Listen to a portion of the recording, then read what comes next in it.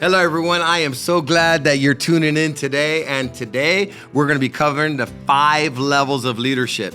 Most people don't understand leadership. Leadership is influence. It's the ability to influence someone's thoughts, actions, and attitudes. And when we have greater influence, is what we can do. We can accomplish greater things. We can move people from point A to point B. That means that we can move them from being bound to being free. We could move them from poverty to prosperity. We could move them from depression to the joy of the Lord. We could move an organization from failing to succeeding and prospering. We could take a ministry, if we have great leadership, from being stagnant to massive growth. Leadership is super important, but we have to understand what levels of leadership we are at with each person. So enjoy the 5 levels of leadership. I believe this teaching is going to change your leadership approach. God bless you.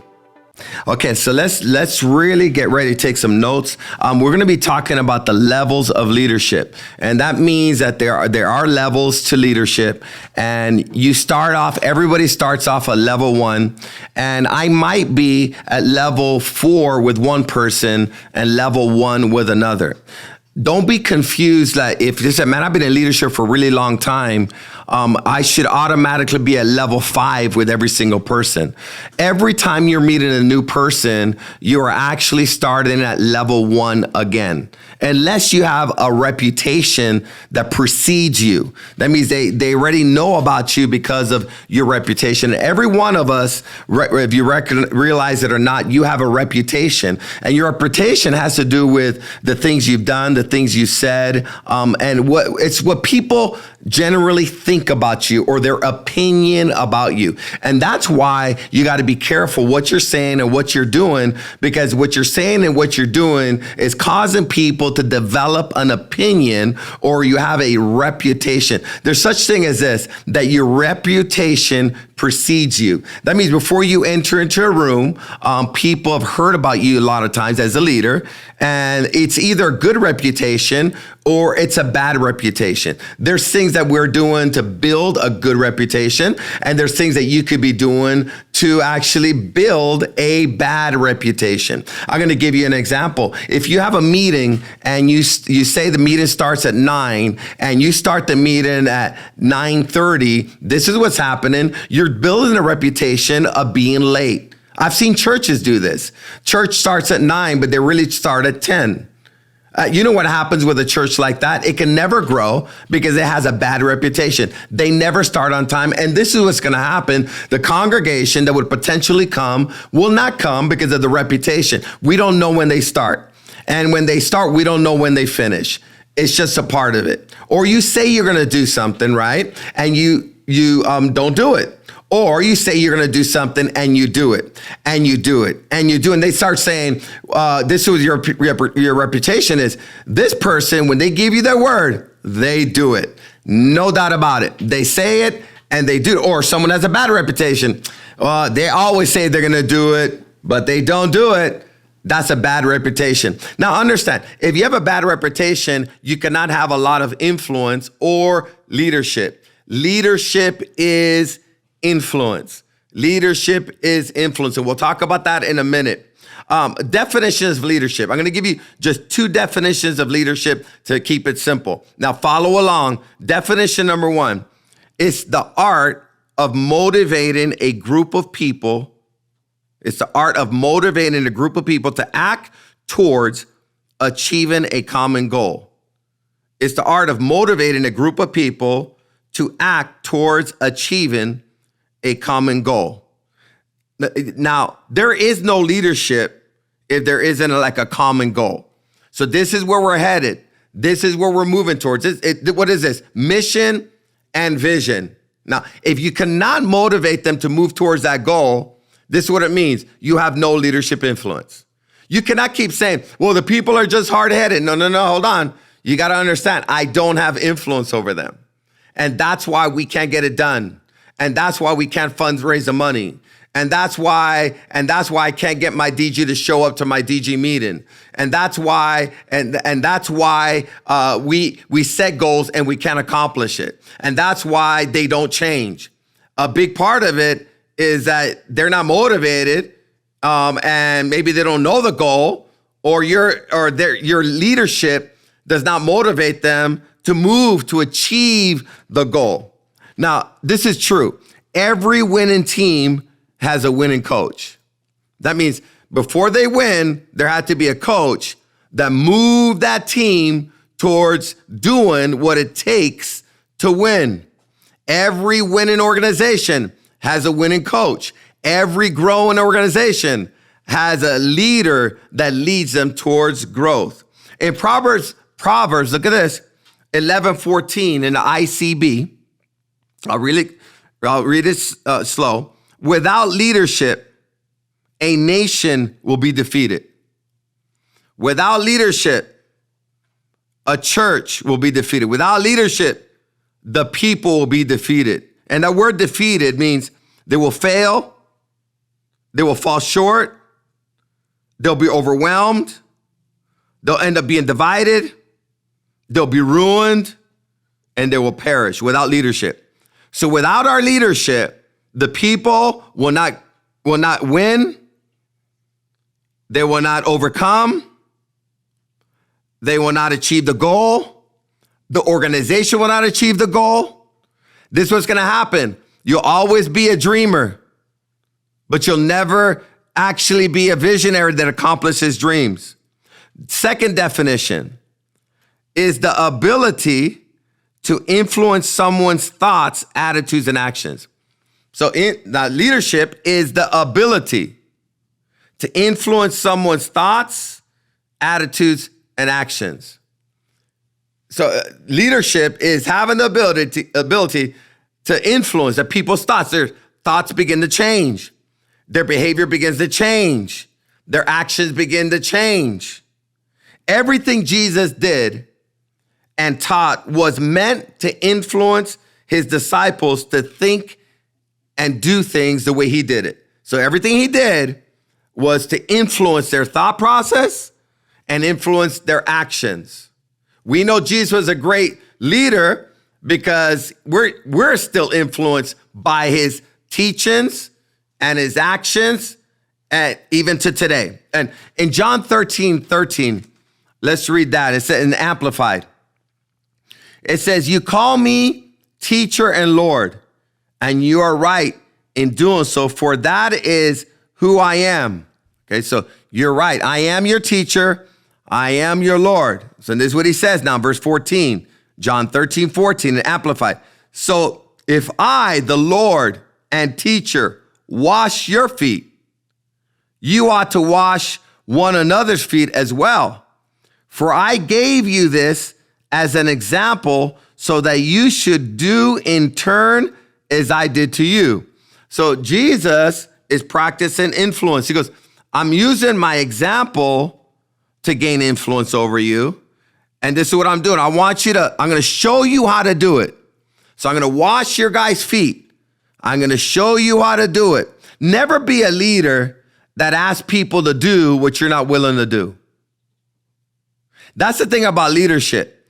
And that's why when we went, let's just say, when we as a church went to the big outreach as a church, you as pastors and leaders, you had to be there because you had to be there as an example. Never be the leader that tells someone to do something that you're not willing to do. Jesus said, I wash feet and I'm showing you what I want you to do. I want to influence your thoughts.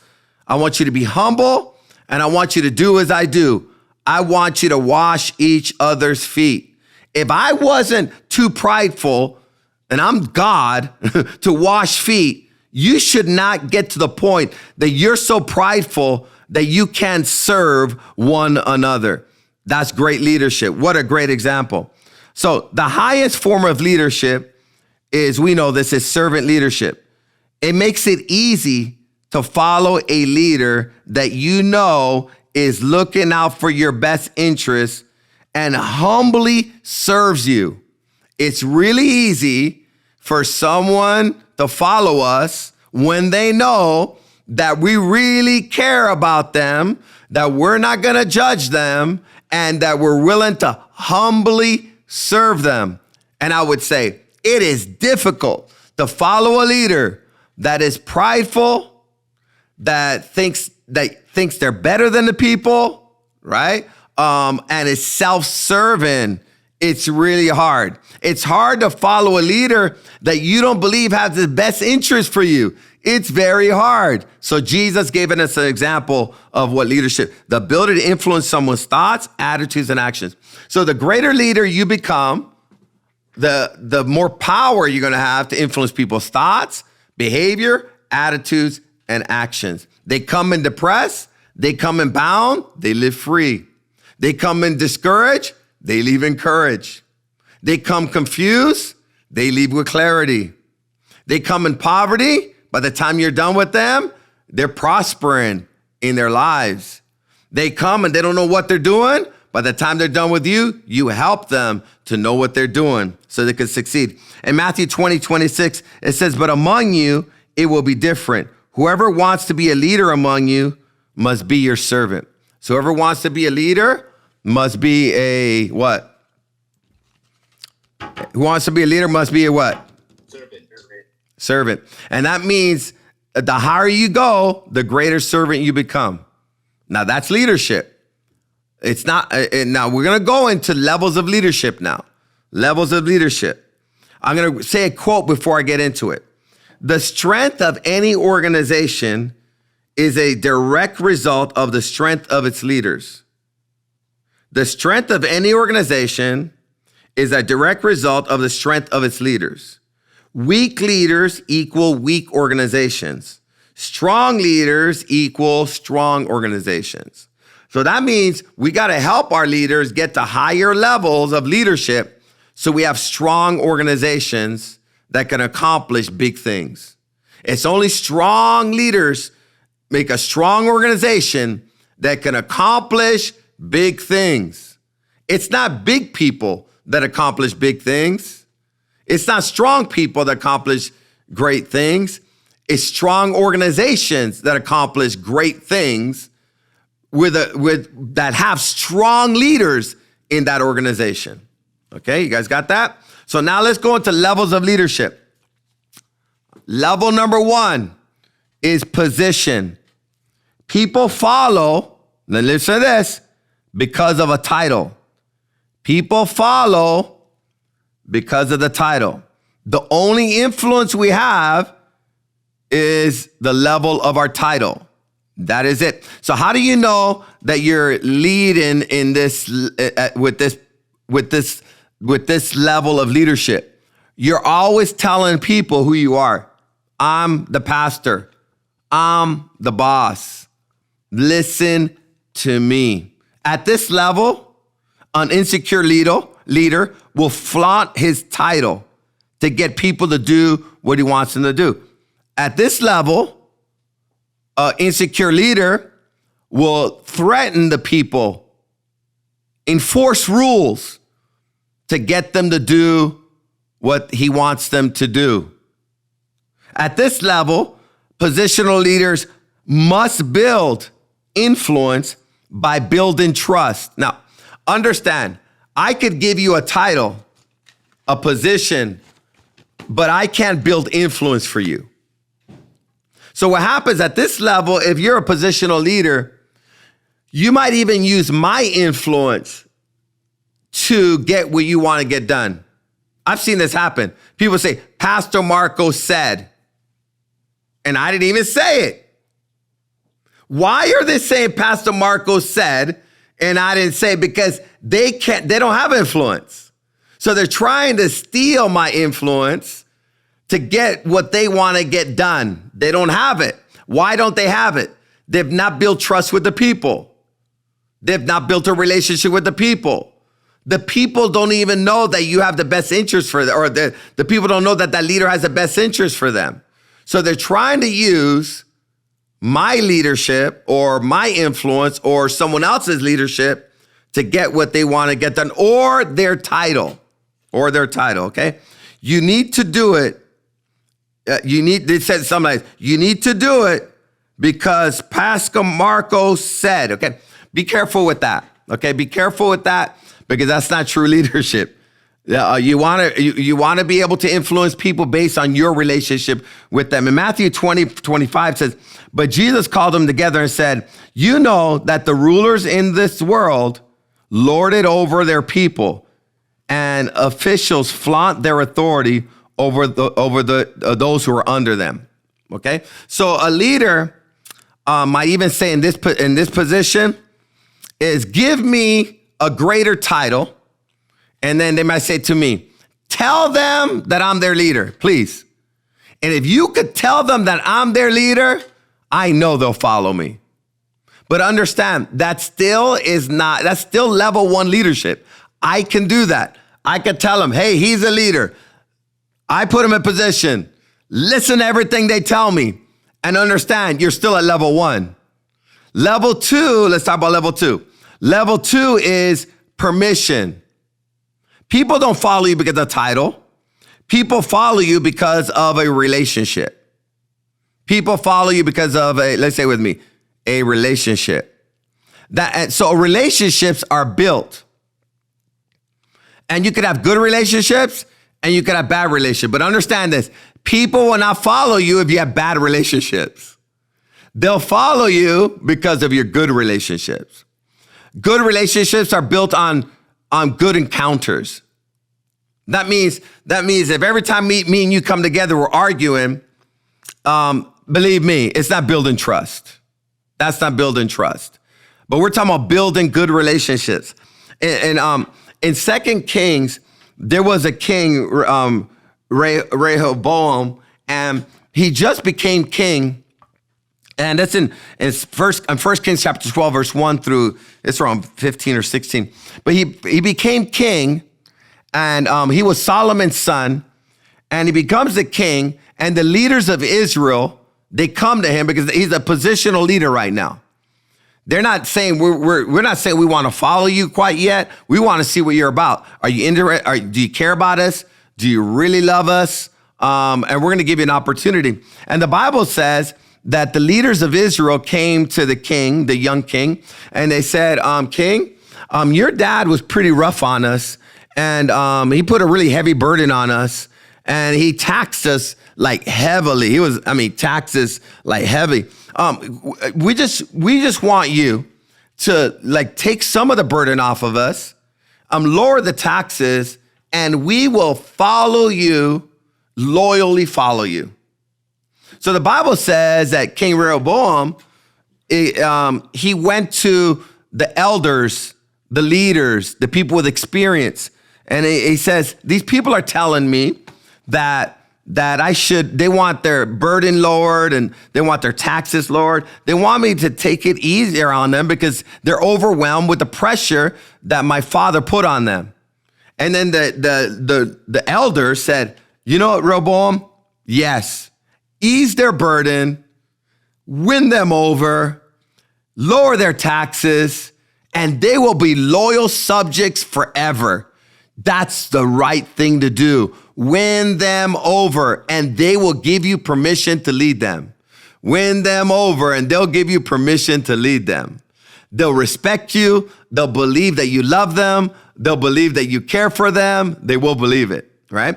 So Rehoboam refused to listen to their advice. So what did he do? He went to his buddies, guys he grew up with, and he says, guys, what should we do? He goes, nah, man, just tell them that just in your pinky's thicker than your dad's whole waist. If you thought my dad was rough on you, wait till you see me. You haven't seen hard yet. My dad used to whip you with whips, and I'm going to whip you with scorpions. So that was his answer. And you know what happened? Rehoboam remained a positional leader, but he never got to a permissional leader. You know what happened with the whole of Israel, that whole nation? They left him. They did not give him permission to lead them. And what they ended up doing, they went on their own and they ended up getting their own king. But it wasn't Rehoboam. They gave him a shot. I will tell you this, people will give you a shot. And everything that you're saying and you're doing, when you're loving them, when you're kind to them, when you're considerate, when you're thinking about them, all these things are building trust. But no one will give you permission to lead them without you building relationship with them and you building trust with them.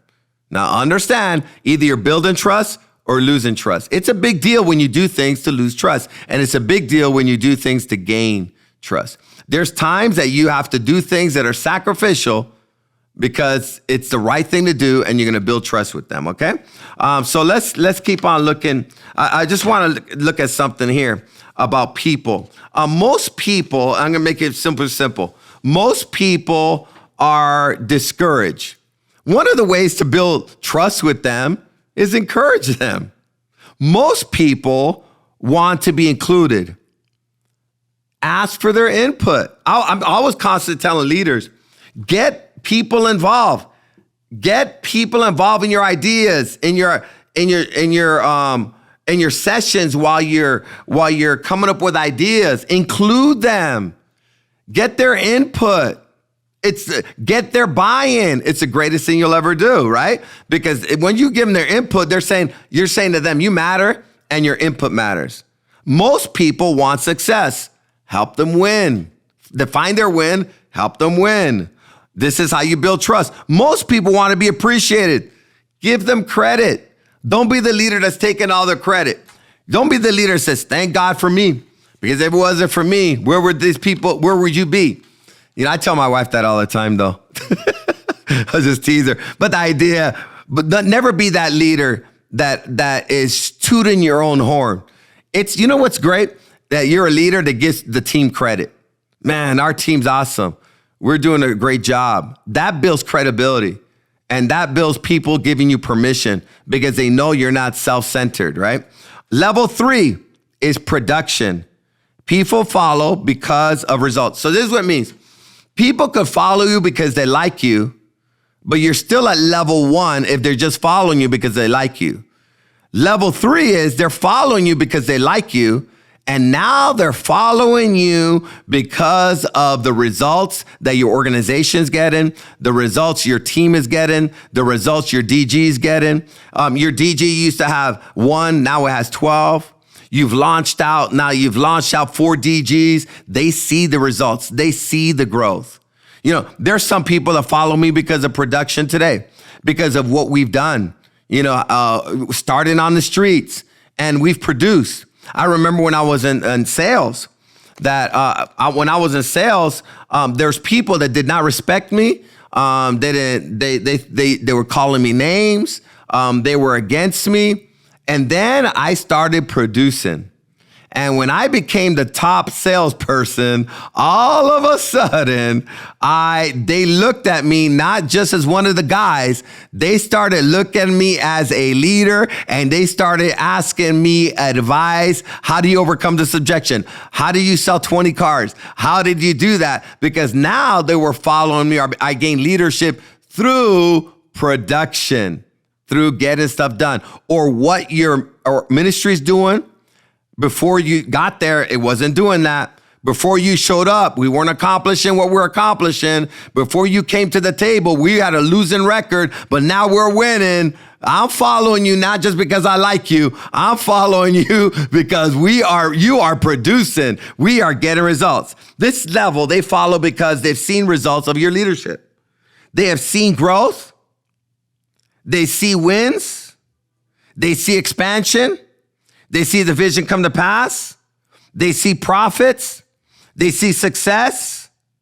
They see the people you've developed.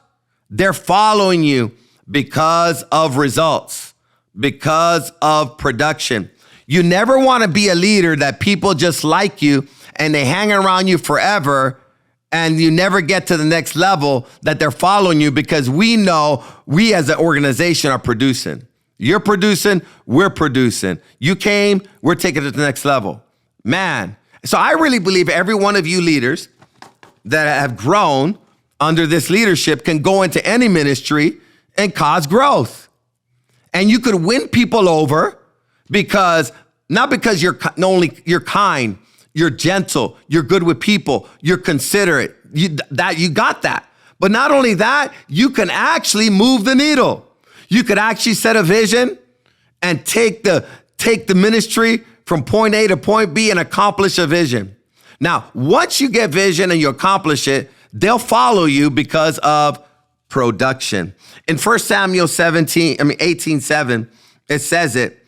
This is what their song was, the people. Saul has killed his thousands and David his tens of thousands. What they were saying is, we followed David because Saul, we followed you because you killed thousands. But man, we're following David now because he's killed tens of thousands, right? So what were they saying? We're following you because of production, because what you've gotten done. So you want to be a leader that has credibility. You gain credibility by accomplishing something, not just talking. It's more than just talk, it's walk. Credibility comes after accomplishment, right? Level number 4, why people follow you. People development. Level 4 is people development. People follow because of personal life change and development. They're following you because their life is not the same. They have been developed, they have been trained, and they say this, under your leadership, my life is totally transformed. I was struggling, but now I am overcoming. I was bound, but now I am free. I was sick, but now I am healed. I was in poverty, but now I'm in prosperity. I didn't know what I was doing, but you showed me how to do it. I didn't know how to succeed. I didn't know how to grow. I felt like I was stuck, but I am no longer stuck. I am not the same person. Under your leadership, I'm a man of God, a woman of God. Before I showed up to your ministry, our marriage was on the rocks. And look at me now. I'm leading a marriage ministry. Man, God has changed my life under your leadership. Thank you so much. Before I came into your leadership, I was homeless. But look, I didn't have my family, but I got my family back. I'm no longer homeless, and I just got keys to my new house. Man, oh man, I'm not just following you because you're producing and you're doing great things. I am following you now because I'm not the same person I used to be. You have developed me into my potential. I didn't know I could accomplish this. I didn't know I could win like this. I didn't know I could get that. I didn't know I could do what I'm doing today. Thank you for developing me. All right. That's production. So they follow you. And Luke 6:40 says, students are not greater than their teacher, but the student who is fully trained or fully developed will become like the teacher. So Jesus is saying, I train you to develop you. And when I'm done developing you and training you, you're going to be like me. That's what I'm going to say. Be trainable. Be trainable. Because if you're trainable, this is what's going to happen. The leadership, that level that I've achieved in life, my goal is to develop you into a leader that does what I do and even more. But I cannot train someone that's untrainable or unteachable or thinks they already know it. There's nothing worse than thinking you already know what the person that's accomplished more than you knows, but you think you know what they know. You know what the problem is? You'll always stay at your level and you'll never get to their level. You'll never be trained to their level. And it's not that you don't have the potential, is you got to be teachable to get there. And when you know, like, man, what level are you at? And understand, you got to kind of gauge with each person. You know, BJ Sims is here new. You know, I see him right here. He's here, part of he's here is because of level 5. The pinnacle leadership is people follow because of respect or from an earned reputation. What that means, he ended up coming here because of a reputation of our ministry. Like, I've heard they're doing great things, right? And maybe even a reputation of me as a leader. So there's weight being carried, not just because of our relationship, because we're building that now. We're building, and we're starting out. I'm not saying that he's giving me permission to lead him, but he's going to give me deeper permission to lead him as our relationship grows, right? So I'm between a positional leader and a permissional leader. He knows what we produced. He knows we've produced. But I still can't ignore he's new in the ministry. I can't just assume, oh, he's just going to trust me. First of all, as I get to know him, he might not trust leadership altogether because he got burned in the last place he was at. I don't know. How will I know? He might be coming here and say, you know what? It's going to take a lot to earn my trust, bro. As we get to talking, I say, why? And he tells me, let me tell you my story. Well, as I hear his story and I listen to him and I give him ear and I understand him, it's going to build trust. And I go, okay, I'm not offended, bro. I mean, let's do this. I mean, I want to make sure we have a friendship before we do any great ministry together. That's good. Let's build this relationship and let's handle all that stuff. That's good. Right. And so now, but let's say a person like Susie that's been with me, for what, I don't know, how long we've been doing this, almost 20 years. So 20 years, it's totally different. She knows me. She talks to me almost every single day. We built a relationship. She knows I'm honest. She knows I'm straight. She knows I don't play around. She knows I love her. I have the best interest for her. And she's seen us produce like crazy. She's seen herself develop. So we're, for her, we're a level 5 with her. I might be a level 1 with somebody else, but people follow because of respect. Now, how do you know someone respects you? First of all, they trust you. You cannot force someone to trust you, right? Number 2, how do you know someone respects you? They want to be like you. They admire your qualities. They admire your qualities. Like, man, you got some qualities I really admire. I want to be like that, okay? And they follow because of your reputation. It's the general belief of an opinion that other people have about us. Remember, our reputation will precede us. What are people saying about you? Are they saying you're loving? Are they saying you're punctual? Are they saying you're a hard worker? Are they saying you care? Are they saying you're honest? Are they saying you're dependable? Are they saying you're consistent? Are they saying you have a good character? Are they saying that you're faithful? Are they saying that you're loyal? Are they saying you're a team player? Are they saying you're easy to get along with? These are good. These are things. Or are they saying you're difficult? Are they saying you're dishonest? Are they saying you're undependable? Are they saying you're moody? Are they saying you're upset? Are they saying that you quit? Are they saying that you can't endure? Are they saying you're egotistical? Are they saying you're selfish? Are they saying you're insecure? Are they saying, now, well, no one should talk about me. I'm not talking about people talking about you. I'm talking about the reputation you're building. And you can't ignore if you blew up on someone last week, you can go and say you're sorry. That's not a problem, but it doesn't change your reputation, right? It doesn't change the influence. Like you say you're sorry, that's beautiful, but it doesn't fix. Now that's going to take time to fix that blow up. And if you blow up 3 or 4 times on them, it's not that they don't forgive you. You did it 4 times. Now you have a reputation. Now, if someone asks you about, if I blow up on you 4 times, they ask you about me. They say, what do you think about Pastor Marco? He's an awesome leader, but he is edgy, man. He is totally edgy. I mean, he needs to take a vacation, homie, right? He's awesome, but I'm telling you, he's a little edgy, right? So those things can happen, right? And remember this, it takes a lot of time to build a good reputation, but you could ruin your reputation overnight. You guys understand? You can ruin overnight. All it takes is for me to be unfaithful to my wife now at this level of leadership, and all my trust that I gained with you is gone. It's literally gone. And somebody said, no, Pastor, we believe in you no matter what. Yeah, right. You'll believe in me less than you did, guarantee you that. I know, but one mistake doesn't make you. Encourage me, please. I need the encouragement. But I know this for sure. I'm not at the same level of leadership I was before I was unfaithful to my wife. I know that.